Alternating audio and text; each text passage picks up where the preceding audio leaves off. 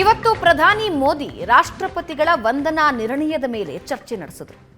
ಆ ಚರ್ಚೆ ಸಂದರ್ಭದಲ್ಲಿ ಪ್ರಧಾನಿ ಭಾಷಣ ಮಾಡ್ತಾ ಮತ್ತೆ ನಮ್ಮದೇ ಸರ್ಕಾರ ಅಂತ ಅಂದಿದ್ದಾರೆ. ಈ ಬಾರಿ ಎನ್ಡಿಎ ಮೈತ್ರಿಕೂಟಕ್ಕೆ 400ಕ್ಕೂ ಹೆಚ್ಚು ಸ್ಥಾನ ಅಂತ ಪ್ರಧಾನಿ ಮೋದಿ ಹೇಳಿದ್ದು, ಬಿಜೆಪಿ ಏಕಾಂಗಿಯಾಗಿ 370 ಸ್ಥಾನ ಗಳಿಸುತ್ತೆ ಅಂತ ವಿಶ್ವಾಸ ವ್ಯಕ್ತಪಡಿಸಿದ್ದಾರೆ. 125ನೇ ದಿನ 3ನೇ ಟರ್ಮ್ಗೆ ನಾವು ಬರ್ತೀವಿ ಅಂದಿದ್ದಾರೆ. ಸಂಸತ್ನಲ್ಲಿ ಮೋದಿಯಿಂದ 2ನೇ ಅವಧಿಯ ಕೊನೆಯ ಭಾಷಣ. 3ನೇ ಅವಧಿಗೂ ನಮ್ಮದೇ ಸರ್ಕಾರ ಅಂತ ಪ್ರಧಾನಿ ಮೋದಿ ಹೇಳಿದ್ದಾರೆ. 125 ದಿನಗಳಲ್ಲಿ ನಾವೇ ವಾಪಸ್ ಅಧಿಕಾರಕ್ಕೆ ಬರ್ತೀವಿ, ನಾವೇ ಮತ್ತೊಂದು ಸಲ ಅಧಿಕಾರ ಹಿಡಿತೀವಿ, 3ನೇ ಟರ್ಮ್ ಬಿಜೆಪಿ ಅಧಿಕಾರ ಹಿಡಿಯುತ್ತೆ ಅನ್ನೋ ವಿಶ್ವಾಸ ವ್ಯಕ್ತಪಡಿಸಿದ್ರು. ಇದರ ಜೊತೆಗೆ ಅವರು ನಂಬರ್ಸ್ನ ಕೂಡ ಹೇಳಿದ್ರು. ಈ ಬಾರಿ ಎನ್ಡಿಎ ಮೈತ್ರಿಕೂಟ 400 ಸ್ಥಾನಗಳನ್ನು ಪಡೆಯುತ್ತೆ, ಬಿಜೆಪಿ ಏಕಾಂಗಿಯಾಗಿ 370 ಸ್ಥಾನಗಳನ್ನು ಪಡೆಯುತ್ತೆ ಅನ್ನೋ ವಿಶ್ವಾಸ ವ್ಯಕ್ತಪಡಿಸಿದ್ದಾರೆ. ಅಬ್ ಕಿ ಬಾರ್ 400 ಪಾರ್ ಮಾತನ್ನ ಪ್ರಧಾನಿ ಮೋದಿ ಹೇಳಿದ್ದಾರೆ. ಈ ಮೂಲಕ ತಮ್ಮ 2ನೇ ಅವಧಿಯ ಅಂತಿಮ ಭಾಷಣದಲ್ಲಿ ಮತ್ತೆ 125ನೇ ದಿನದ ಒಳಗೆ ನಾವೇ ಅಧಿಕಾರಕ್ಕೆ ವಾಪಸ್ ಬರ್ತೀವಿ. ದೇಶದ ಜನ ಕೂಡ ಇದನ್ನೇ ಹೇಳ್ತಾ ಇದ್ದಾರೆ. ಇಡೀ ದೇಶದ ಜನ ಮೋದಿ ಸರ್ಕಾರ ವಾಪಸ್ ಬರಲಿ ಅನ್ನೋ ವಿಶ್ವಾಸ ವ್ಯಕ್ತಪಡಿಸ್ತಾ ಇದ್ದಾರೆ, ಅವರು ಅಭಿಪ್ರಾಯ ವ್ಯಕ್ತಪಡಿಸ್ತಾ ಇದ್ದಾರೆ ಅಂತ ಹೇಳಿದ್ರು. ಇದರ ಜೊತೆಗೆ ಮುಂದುವರೆದಂತೆ ವಿಪಕ್ಷ ನಾಯಕರ ವಿರುದ್ಧ ಕೂಡ ಹರಿಹಾಯ್ದರು. ಆದರೆ ಈ 2ನೇ ಟರ್ಮಿನ ಕೊನೆಯ ಭಾಷಣದಲ್ಲಿ ವಾಪಸ್ 3ನೇ ಬಾರಿ ಅಧಿಕಾರಕ್ಕೆ ಬರ್ತೀವಿ ಅಂತ ಯಾವ ರೀತಿ ಮೋದಿ ಹೇಳಿದ್ರು, ಯಾವ ರೀತಿ ಇತ್ತು ಆ ಕಾನ್ಫಿಡೆನ್ಸ್ ನೋಡಿ. ये ब्रह्मांड के बड़े अर्थशास्त्री कह रहे थे कि तीसरे नंबर पर 30 साल में हम पहुंच जाएंगे। 30 साल। और फिर कहा था ये मेरा विजन, जो मैं मनमोहन सिंह नहीं थे उस वक्त, देखो मनमोहन सिंह नहीं थे। बहुत लोग हैं जो एक ख्यालों में रहते हैं वो ब्रह्मांड के सबसे बड़ी अर्थशास्त्री है। ये लोग 2014 में कह रहे हैं और विजन क्या देखते हैं 2044, यानी 2044 तक तीसरी अर्थव्यवस्था की बात। ये इनकी सोच, ये इनकी मर्यादा, सपना भी देखने का सामर्थ्य खो चुके थे लोग। संकल्प तो दूर की बात थी, 30 साल का इंतजार करने के लिए मेरे देश की युवा पीढ़ी को कह कर गए थे। लेकिन हम आज आपके सामने विश्वास से खड़े हैं, इस पवित्र सदन में खड़े हैं, और मैं आपको विश्वास दिलाता हूं कि 30 साल हम नहीं लगने देंगे। ये मोदी की गारंटी है। मेरे तीसरे कार्यकाल में देश दुनिया की तीसरी आर्थिक शक्ति बन जाए।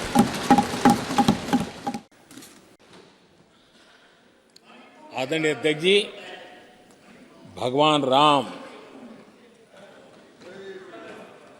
आदरणीय अध्यक्ष जी, भगवान राम न सिर्फ अपने घर लौटे, बल्कि एक ऐसे मंदिर का निर्माण हुआ जो भारत की महान सांस्कृतिक परंपरा को नई ऊर्जा देता रहेगा।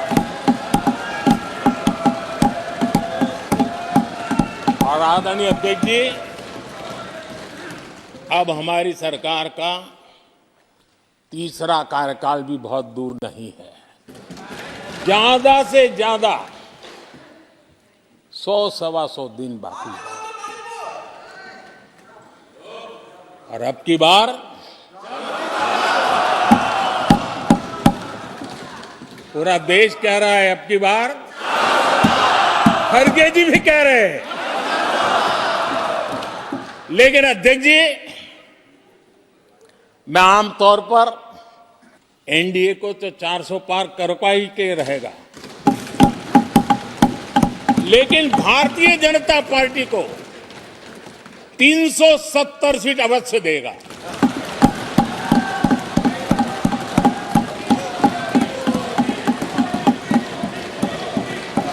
बीजेपी को 370 सीट और एनडीए को 400 पार।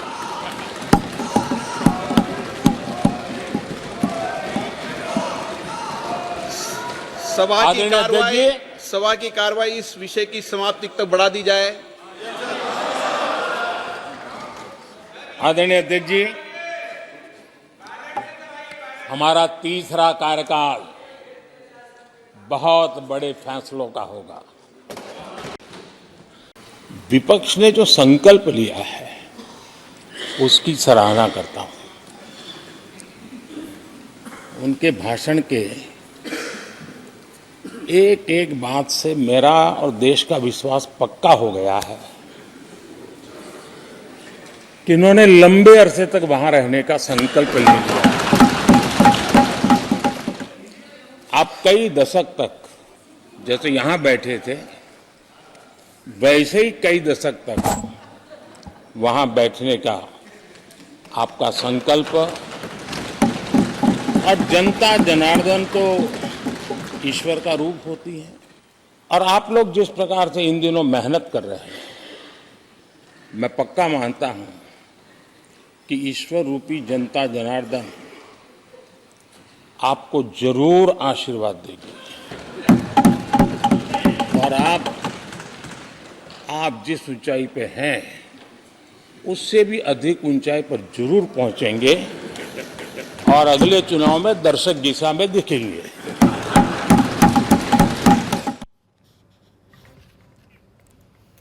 ಮಾತನಾಡ್ತಾ ಟಾಂಟ್ ಮಾಡಿದ್ದಾರೆ ಮೋದಿ.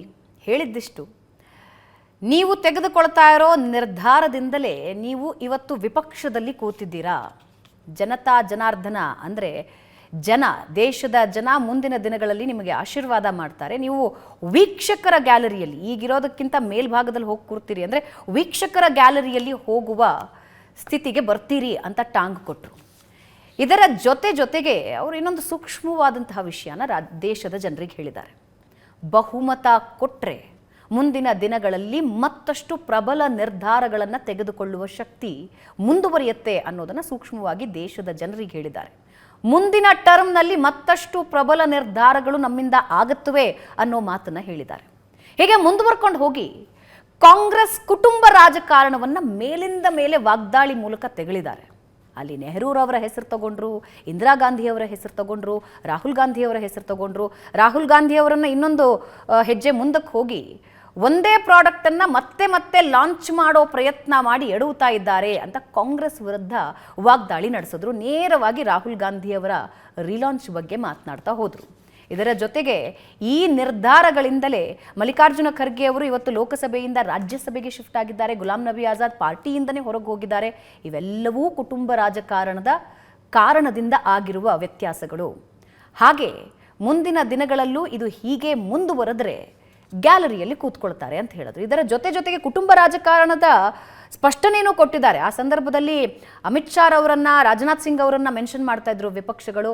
ಕುಟುಂಬದಲ್ಲಿ ರಾಜಕಾರಣಕ್ಕೆ ಬರೋದು ತಪ್ಪಲ್ಲ, ಆದರೆ ಒಂದು ಇಡೀ ಕುಟುಂಬ ಪಕ್ಷನ ನಿಯಂತ್ರಣ ಮಾಡೋದು, ಸರ್ಕಾರವನ್ನ ನಿಯಂತ್ರಣ ಮಾಡೋದು ಕುಟುಂಬ ರಾಜಕಾರಣ ಅನ್ನಿಸ್ಕೊಳ್ಳುತ್ತೆ ಅನ್ನೋದರ ಸ್ಪಷ್ಟನೆಯನ್ನು ಕೊಟ್ಟರು ಮೋದಿ. ಏನು ಹೇಳಿದ್ರು ಕೇಳಿಸ್ಕೊಳ್ಳಿ. हम परिवारवाद की चर्चा वो करते हैं जो पार्टी परिवार चलाता है, जो पार्टी के सारे निर्णय परिवार के लोग ही करते हैं, वो परिवारवाद है। न राजनाथ जी की कोई पॉलिटिकल पार्टी है, न अमित शाह की कोई पॉलिटिकल पार्टी है। एक परिवार के 10 लोग राजनीति में आए, कुछ बुरा नहीं है।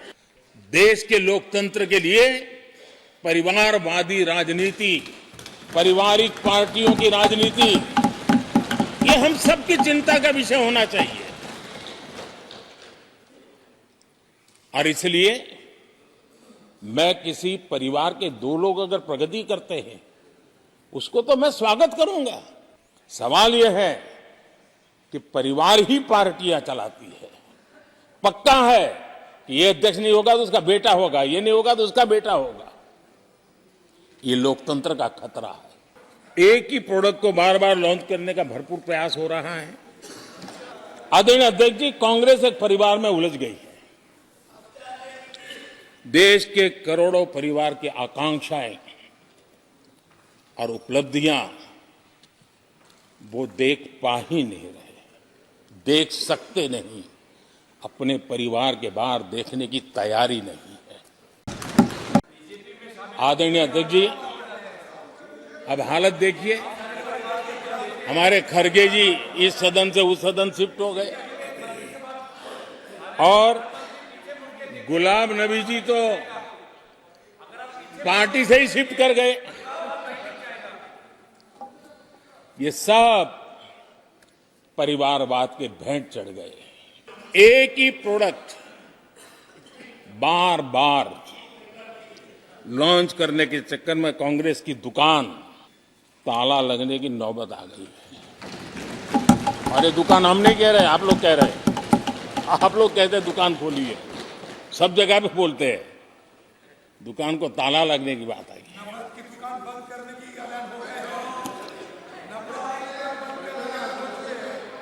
यहां हमारे दादा अपनी आदत छोड़ नहीं पाते हैं, वहां से बैठे बैठे कमेंट कर रहे हैं परिवारवाद की। मैं जरा समझा देता हूं, माफ करना अध्यक्ष महोदय।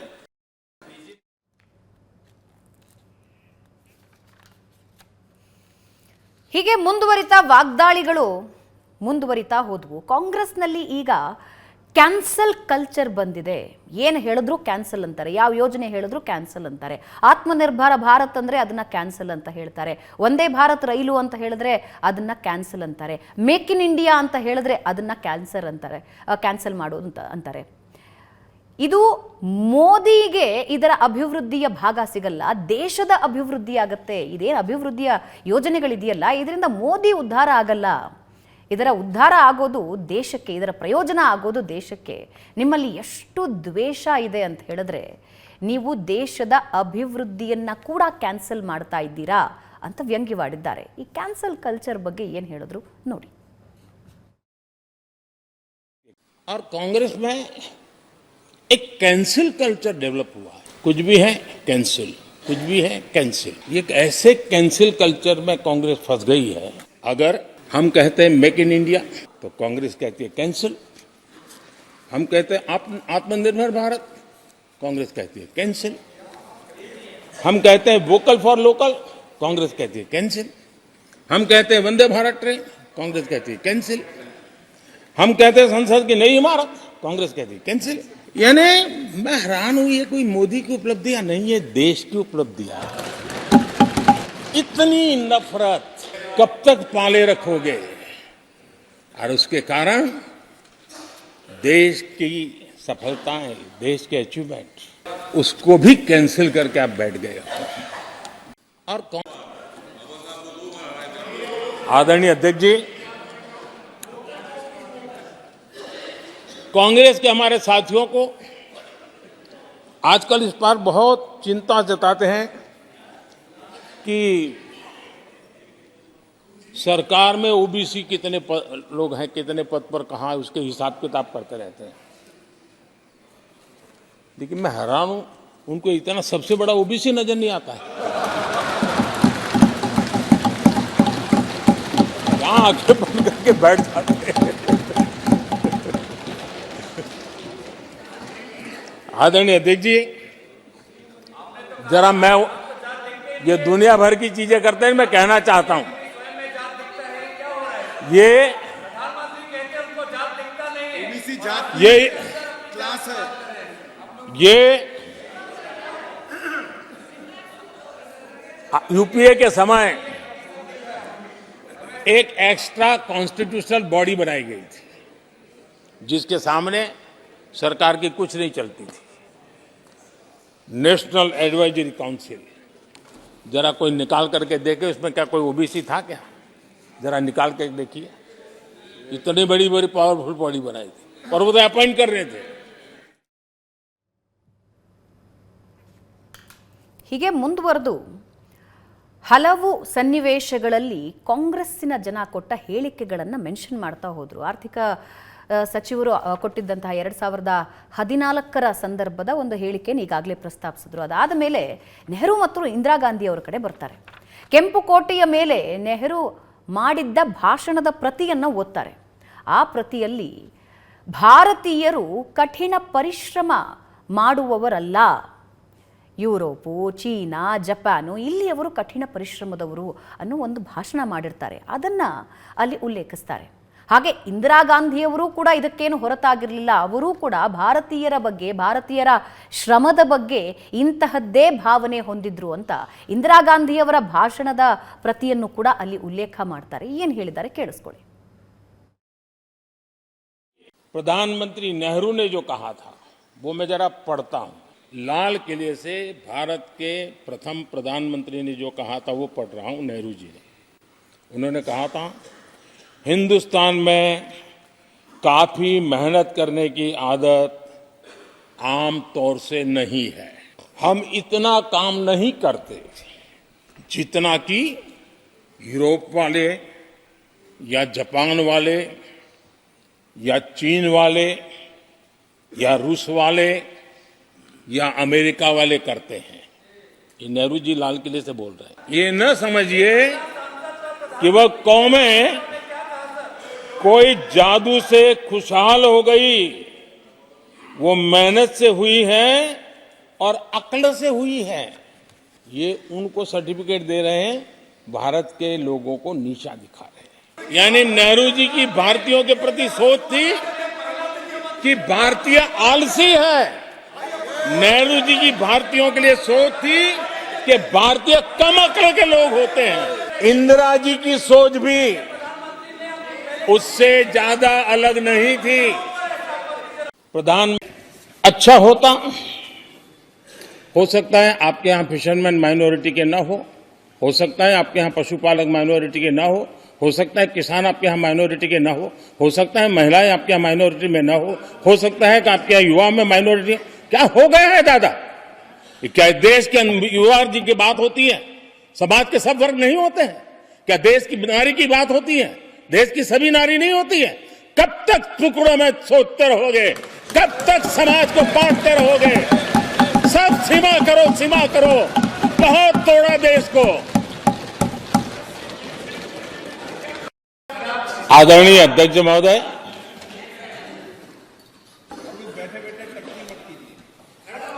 मैं देख रहा हूं कि आप में से बहुत लोग चुनाव लड़ने का हौसला भी खो चुके हैं. और मैंने सुना है बहुत लोग पिछली बार भी सीट बदली, इस बार भी कुछ सीट बदलने के फिराक में हैं. और मैंने सुना है बहुत लोग अब लोकसभा के बजाय राज्यसभा में जाना चाहते हैं. तो स्थितियों का आकलन करके वो अपना अपना रास्ता ढूंढ रहे हैं.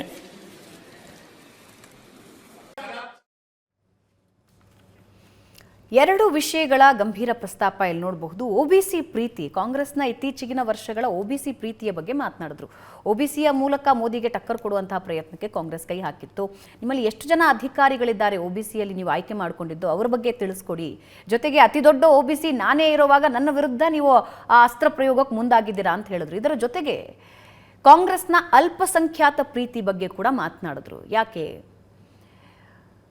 ಮಹಿಳೆಯರು ಅಲ್ಪಸಂಖ್ಯಾತರು ಅಂತ ನಿಮಗೆ ಅನ್ನಿಸ್ತಾ ಇಲ್ವೇ? ಯುವಕರು ಅಲ್ಪಸಂಖ್ಯಾತರು ಅಂತ ಅನ್ನಿಸ್ತಾ ಇಲ್ವೇ? ರೈತರು ಅಲ್ಪಸಂಖ್ಯಾತರು ಅಂತ ಅನ್ನಿಸ್ತಾ ಇಲ್ವೇ ಅನ್ನೋದರ ಮೂಲಕ ನೇರ ವಾಗ್ದಾಳಿ ಕಾಂಗ್ರೆಸ್ ಮೇಲೆ ಇತ್ತು. ಮೋದಿ ಅವರಿಗೆ ಇನ್ನೊಂದು ಅಸ್ತ್ರ ಕರ್ನಾಟಕದ ಸಂಸದ ಡಿ.ಕೆ. ಸುರೇಶ್ ಅವರ ಹೇಳಿಕೆ. ರಾಷ್ಟ್ರ ವಿಭಜನೆಯ ಮಾತನ್ನ ಕೆಲವೇ ದಿನಗಳ ಹಿಂದೆ ಹೇಳಿದ್ರು. ಅನುದಾನ ತಾರತಮ್ಯ ಆಗ್ತಾ ಇದೆ, ನಮಗೆ ಸರಿಯಾದ ಯೋಜನೆಗಳು ಜಾರಿ ಆಗ್ತಾ ಇಲ್ಲ, ನಮ್ಮ ದಕ್ಷಿಣ ಭಾರತದ ರಾಜ್ಯಗಳಿಗೆ ಸರಿಯಾಗಿ ಅನುದಾನ ಕೊಡ್ತಾ ಇಲ್ಲ ಕೇಂದ್ರ. ಒಂದು ವೇಳೆ ಇದು ಮುಂದುವರೆದರೆ ಮುಂದೊಂದು ದಿನ ಪ್ರತ್ಯೇಕ ರಾಷ್ಟ್ರದ ಕುರಿತಾಗಿ ಹೋರಾಟ ಮಾಡಬೇಕು ಅಂತ ಡಿ.ಕೆ. ಸುರೇಶ್ ಒಂದು ಹೇಳಿಕೆ ಕೊಟ್ಟಿದ್ರು. ದೇಶದಾದ್ಯಂತ ಇದರ ಬಗ್ಗೆ ಆಕ್ರೋಶನೂ ವ್ಯಕ್ತ ಆಗಿತ್ತು, ನಿರಂತರ ಚರ್ಚೆ ಆಯಿತು. ಇದರ ಮುಂದುವರೆದ ಭಾಗವಾಗಿ ಕಾಂಗ್ರೆಸ್ ಈಗ ದೆಹಲಿಯಲ್ಲಿ ಪ್ರತಿಭಟನೆಗೆ ನಾಡಿದ್ದು ರೆಡಿ ಆಗ್ತಾ ಇದೆ. DK ಸುರೇಶ್ ಅವರ ಹೇಳಿಕೆನ ಮೋದಿ ಪ್ರಸ್ತಾಪಿಸಿದ್ರು.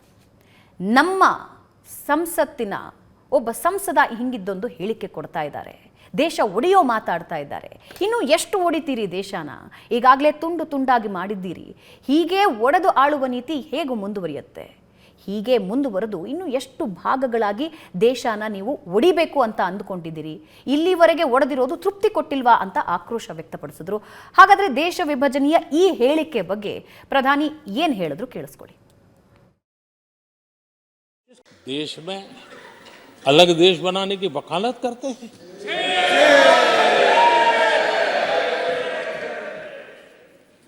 जोड़ने की बातें छोड़ो, तोड़ने की कोशिश करिए। आ रही आपके अंदर क्या पड़ा हुआ है?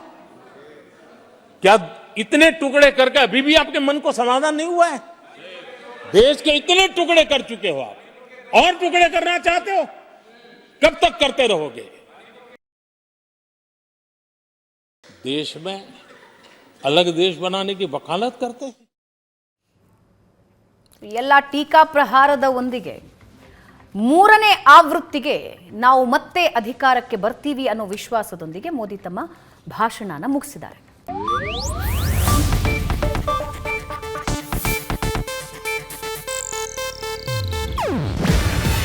ಇದು ಏಷ್ಯಾನೆಟ್ ನ್ಯೂಸ್ ನೆಟ್ವರ್ಕ್ ಪ್ರಸ್ತುತಿ. ನೀವು ನೋಡ್ತಿದ್ದೀರಾ ಏಷ್ಯಾನೆಟ್ ಸುವರ್ಣ ನ್ಯೂಸ್.